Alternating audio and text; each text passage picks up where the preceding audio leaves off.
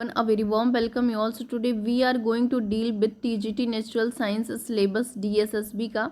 इसमें देखिए दो पार्ट्स में पेपर डिवाइडेड होते हैं। पहला जो होता है वो जनरल का होता है और दूसरा जो पेपर होता है वो होता है आपका सब्जेक्टिव। जनरल में आपके टोटल 100 क्वेश्चन पूछे जाते हैं 100 मार्क्स के। सब्जेक्टिव में भी आपके 100 क्वेश्चन पूछे जाते हैं और 100 मार्क्स के। अब देखते हैं जनरल में कितना सिलेबस कवर करता है। तो जनरल अवेयरनेस जो है वो 20 क्वेश्चन आपसे पूछेगा 20 मार्क्स की। जनरल इंटेलिजेंस एंड रीजनिंग आपसे 20 क्वेश्चन पूछेगा 20 मार्क्स की। अर्थमेटिक एंड न्यूमेरिकल एबिलिटी ये भी 20 question 20 marks. Hindi language and English language ये भी 20 मार्क्स की पूछे जाएंगे। तो टोटल आपका जो जनरल होता है वो 100 मार्क्स का हो जाता है। उसके बाद 100 मार्क्स के ही आपका क्या पूछा जाएगा, ये आपका सब्जेक्ट कंसर्न जो पर्टिकुलर आपका सब्जेक्ट है। लाइक आप नेचुरल साइंस है तो नेचुरल साइंस के, एंड आप मैथ्स के हो तो मैथ्स का, आप किसी भी स्ट्रीम से हो तो वो आपका पूछा जाएगा 100 क्वेश्चन।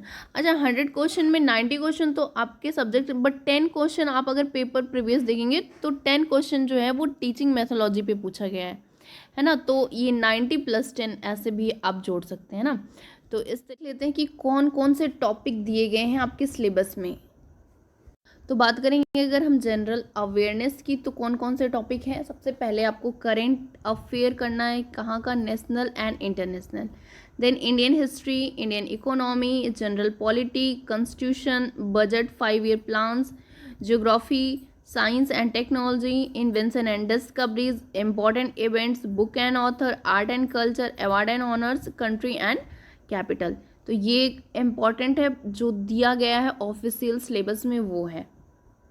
नेक्स्ट जो है ये है आपका general intelligence and reasoning ability. इसमें क्या क्या है तो देखिए, अर्थमेटिक नंबर सीरीज है, सेप्टल ओरिएंटेशन एंड विजुअलाइजेशन है, फिगर क्लासिफिकेशन है, रिलेशनशिप कॉन्सेप्ट्स हैं, फिर अर्थमेटिक रीजनिंग है, नॉन वर्बल सीरीज है, एनालॉग्स है, visual memory, similar and difference, coding, decoding, verbal reasoning, logical problem, logical deduction, statement and conclusion, statement and argument, cause and. एक लेते हैं arithmetic and numerical ability में कौन कौन सा टॉपिक है। सबसे पहले आपको सिंप्लीफिकेशन कर लेना है।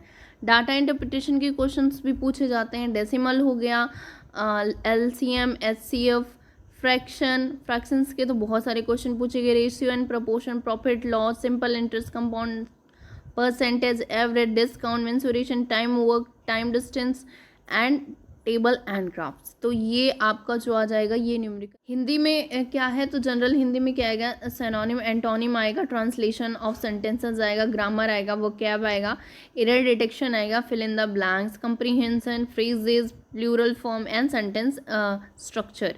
तो ये आपका हो गया हिंदी। तो जनरल इंग्लिश की बात करें तो वॉइस है, सब्जेक्ट, वर्ब, एग्रीमेंट है, वर्ब है, टेंस है, आर्टिकल है, कंप्रीहेंशन है, फिल इन द ब्लैंक्स है, एडवर्ब है, error detection, sentence rearrangement, unseen passage, vocab, anatomy, synonym, उसके बाद ग्रामर, इडियम एंड फ्रेजेस। तो ये सारे हैं। बात करें सब्जेक्ट का स्पेसिफिक अगर आपको करना है तो ये आप पूरी NCERTs जो है 6 to लेकर 12th तक आपको कवर करना पड़ेगा।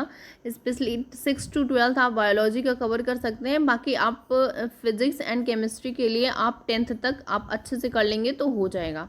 ठीक है, तो ये पूरा सिलेबस है। And hope you are enjoying this video and like, share and subscribe. हाँ, अगर आपको बुक के बारे में जानना है तो बता देती हूँ। जनरल नॉलेज के लिए आप लूसेंट यूज़ कर लीजिए, लॉजिकल रीजनिंग के लिए RS अग्रवाल, क्वांटिटी एप्टीट्यूड के लिए RS अग्रवाल, ऑब्जेक्टिव इंग्लिश के लिए SP बख्शी की बुक आती है जो SSC के लिए बहुत इंपॉर्टेंट है, वो आप ले सकते हैं। एंड वो ये क्या वो कैब के लिए आप नॉर्मन लुइस की ले सकते हैं। सामान्य हिंदी जो है वो अरिहंत। तो ये इससे आपका जनरल काफ़ी स्ट्रॉन्ग हो जाएगा। एंड आप सब्जेक्ट के लिए आप NCERT रिकमेंड कर सकते हैं। Yes, and hope you are enjoying. Bye.